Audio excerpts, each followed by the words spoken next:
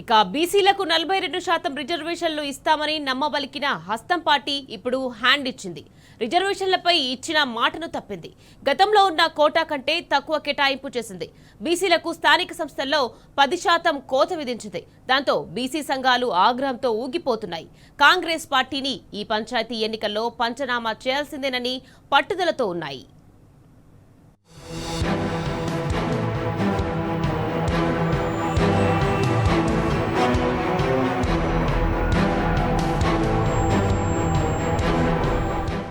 రాష్ట్రంలో కులగణన BC commission నివేదిక ఆధారంగా అధికారంలోకి వచ్చిన 6 నెలల్లోపే బీసీ రిజర్వేషన్లు పెంచుతామని కాంగ్రెస్ పార్టీ అసెంబ్లీ ఎన్నికలకు ముందు హామీ ఇచ్చింది. స్థానిక సంస్థల్లో ప్రస్తుతమున్న 23% రిజర్వేషన్లను 42% పెంచి 23,973 మంది బీసీలకు రాజకీయ ప్రాతినిధ్యం కల్పిస్తామని ఉదరగొట్టింది. ఇదే విషయాన్ని కామారెడ్డి బీసీ డిక్లరేషన్లోనూ ప్రకటించింది. దాదాపు 160 కోట్ల రూపాయలతో కులగణన నిర్వహించి 42% రిజర్వేషన్ల అమలు కోసం అసెంబ్లీలో బిల్లులను ఆమోదించి జీవోలను విడుదల చేసి తీరా ఇప్పుడు వెన్నుపోటు పొడిచింది. 42% దేవుడెరుగు. గతంలో అమలైన 23% కోటాకే కాంగ్రెస్ సర్కార్ ఎసరు పెట్టింది. ప్రస్తుతం బీసీల ప్రాతినిధ్యాన్ని కేవలం 17%కే పరిమితం చేసి ఆ వర్గాన్ని దారుణంగా వంచింది.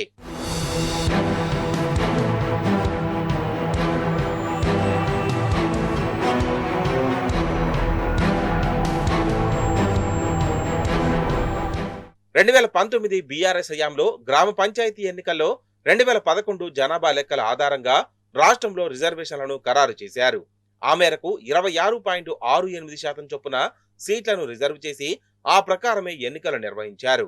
నాడు మొత్తం సర్పంచ్ స్థానాలు 12,687 కాగా అందులో 2,404 స్థానాలు అంటే 22.78% స్థానాలు బీసీలకు దక్కాయి.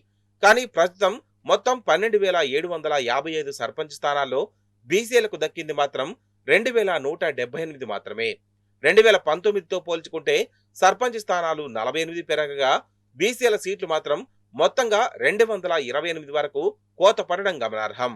తెలంగాణలో బీసీలకు విద్య, ఉపాధి, స్థానిక సంస్థల్లో ఎన్నికల్లో రేవంత్ రెడ్డి ప్రభుత్వం శాశ్వతంగా మరణ శాసనం రాయబోతా ఉన్నది.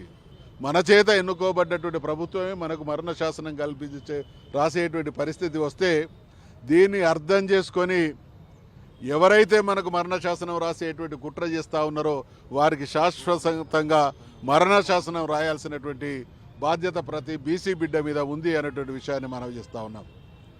మీరు ఇచ్చినటువంటి హామీనే నిలబెట్టుకునేటువంటి స్థితిలో లేకుంటే దేశంలో మరి 78 సంవత్సరాలుగా ప్రజాస్వామ్యం పేరిట కొనసాగుతున్నటువంటి ఈ దేశ రాజ్యాధికారం కొన్ని కులాలు, కొన్ని వర్గాల చేతుల్లో బందీ అయి ఇవాళ 78 సంవత్సరాల తర్వాత ఇచ్చినటువంటి హామీని నిలబెట్టండి బీసీ సమాజం రోడ్డెక్కేటువంటి దుస్థితి కల్పించబడ్డది అనంటే బీసీలను గంజిలో ఈగల్లాగా, కరివేపాకుల్లాగా పరిగణిస్తున్నటువంటి ఈ పాలక వ్యవస్థల కళ్ళు తెరిపిస్తామనేటువంటి హెచ్చరిక చేస్తా ఉన్నాం.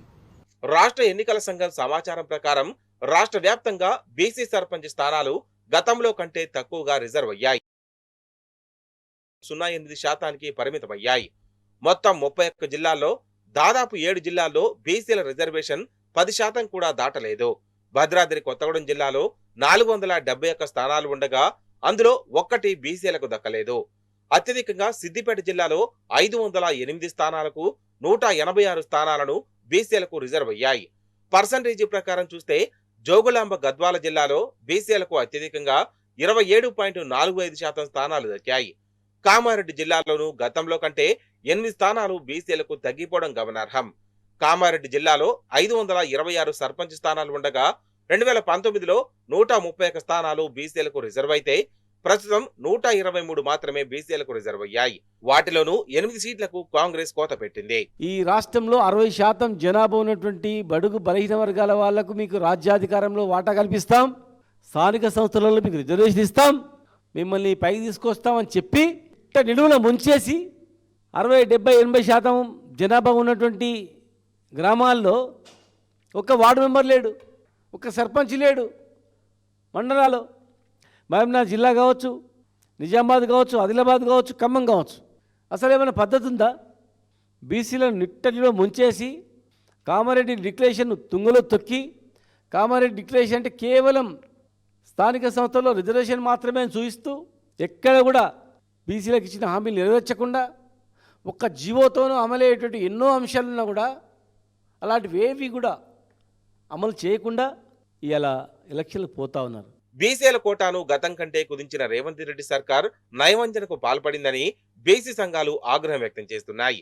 బీసీలకు 42% రిజర్వేషన్లను, అది కూడా బీసీ ఉపకులాల వారీగా కల్పించిన అనంతరమే స్థానిక ఎన్నికలు నిర్వహించాలని అల్టిమేటం జారీ చేశాయి. లేదంటే ఈ ఎన్నికల్లో హస్తం పార్టీకి పంచనామా చేస్తామని హెచ్చరిస్తున్నాయి. కామారెడ్డి డిక్లరేషన్ ను ఖచ్చితంగా అమలు చేయాల్సిందేనని డిమాండ్ చేస్తున్నారు బీసీ నేతలు. మొండి వైఖరితో ముందుకెళ్తే తెలంగాణలో కాంగ్రెస్ పార్టీకి భంగపాటు తప్పదని హెచ్చరిస్తున్నారు.